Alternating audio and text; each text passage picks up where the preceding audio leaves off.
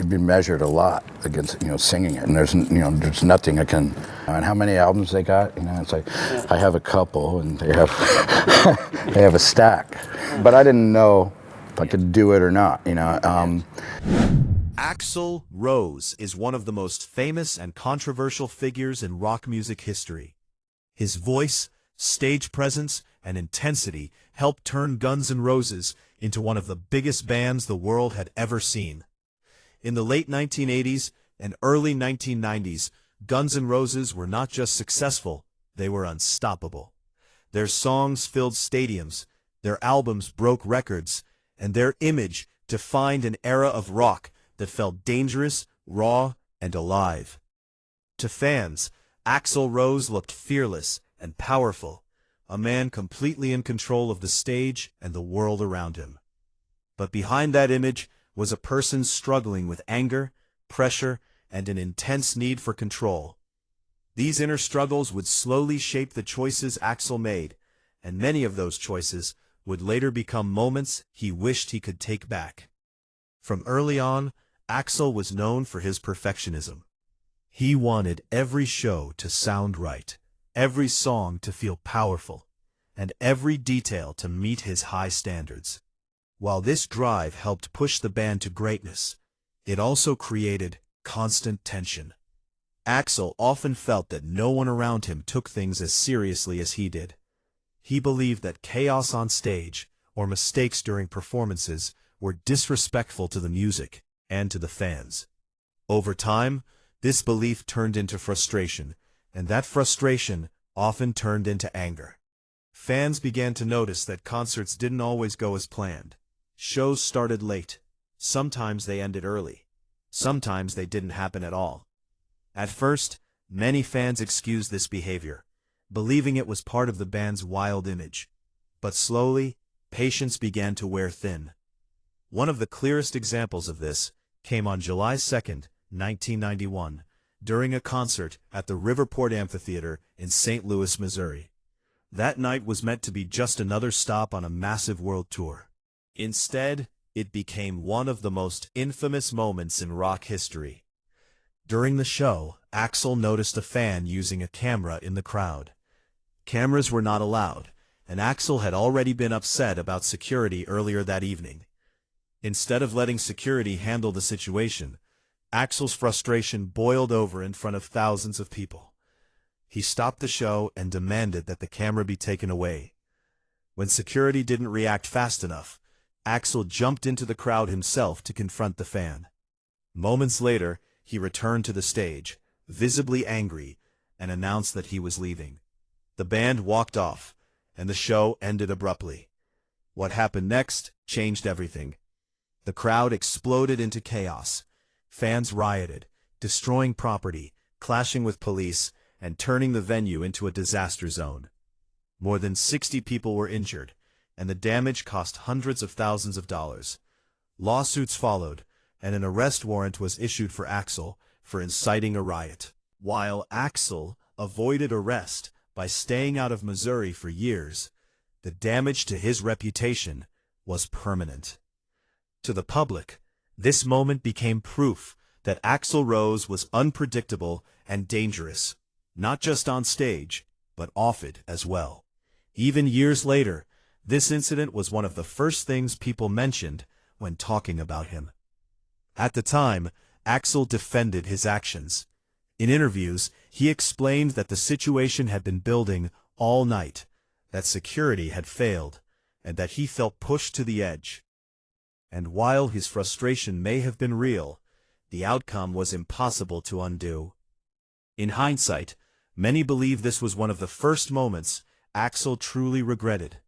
Not because he felt misunderstood, but because he saw how one moment of anger caused real harm to fans, the band, and his own legacy. This wasn't rebellion. This wasn't rock and roll chaos. This was a loss of control, and it followed him for decades. As the years went on, similar patterns continued. Late shows, canceled performances, and tense relationships with promoters and venues became common. Fans who once saw Axl as exciting began to see him as unreliable. Behind the scenes, pressure was growing within the band itself. While Guns N' Roses were still hugely successful, cracks were forming. And at the center of those cracks was Axl's need to control every part of the music, the image, and the future of the band. This need would soon cost him something far more personal than public approval. It would cost him the people closest to him. As Guns N' Roses moved into the mid-1990s, internal tensions reached a breaking point. The most painful and lasting conflict was between Axl Rose and guitarist Slash. Together, they had created some of the most iconic music in rock history. Slash's raw guitar style and Axl's powerful voice balanced each other perfectly. But as success grew, so did their differences. Slash wanted to keep the band grounded in hard rock and blues. Axl wanted to experiment, expand, and take full creative control. Neither was wrong, but neither was willing to step back. Communication between the two slowly broke down. Instead of talking things out, they avoided each other. Decisions were made without agreement. Resentment grew in silence. By 1996, the situation was beyond repair. Slash left the band. For fans, this was devastating. For the music world, it felt like the end of something special. Without Slash, Guns N' Roses no longer felt like a band. It felt like Axl Rose standing alone under a famous name. Other members soon followed. Duff McKagan left. Matt Sorum left. One by one, the original lineup disappeared. This period marked a turning point in Axl's career. While he still had fame and influence, he lost the chemistry that had made the band legendary. Critics began to describe Guns N' Roses as Axl's personal project rather than a true group. Fans felt disconnected. The magic was gone. Years later, Axl would quietly admit that things could have been handled differently. That simple acknowledgement carried weight. It suggested that deep down, Axl understood what had been lost. No amount of control or perfection could replace the creative bond that once existed. At the same time, Axl became consumed by a project that would define his next chapter: Chinese Democracy. First announced in the mid-1990s, the album quickly became infamous for its endless delays. Years passed, musicians came and went, songs were rewritten again and again. Producers changed, technology advanced, and still, the album was not finished. He wanted the album to represent his vision completely, without compromise, but perfection has a cost. As the years dragged on, fans grew tired, jokes were made, expectations became unrealistic. By the time Chinese Democracy was finally released in 2008, nearly 15 years had passed. It was one of the most expensive albums ever made. Some praised its ambition and sound. Others felt it lacked the soul of classic Guns N' Roses. But the biggest problem wasn't the music, it was the timing. The moment had passed. Rock had changed. Audiences had changed. What could have been a defining comeback became a divisive release. Axl defended the album and said he was proud of it. But many believe this period represents one of his deepest regrets. Not because the album was bad, but because the obsession with control caused him to miss the chance to evolve with his audience. During these years, Axl also pulled away from the media. Public appearances were limited.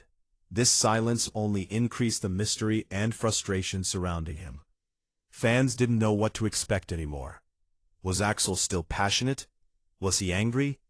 Was he lost? The lack of communication made it harder for people to understand him. And while silence protected him from criticism, it also isolated him further. Looking back, this era shows a man trapped by his own standards. Axl wanted to protect his art, but in doing so, he pushed people away. He lost time, trust, and connection. These are things that success cannot replace. And slowly, it became clear that the greatest cost of Axl's choices wasn't fame or money. It was the years he could never get back. As time passed, something changed. Age brings perspective, and with it comes reflection. In 2016, something few people believed would ever happen finally did. Axl Rose and Slash reunited on stage. After nearly 2 decades of silence, anger, and distance, the two stood together again. For fans, it was emotional. For the music world, it was historic. But more than anything, it was revealing. It showed that despite everything, reconciliation was possible. Yet it also highlighted how much time had been lost. This reunion didn't erase the past.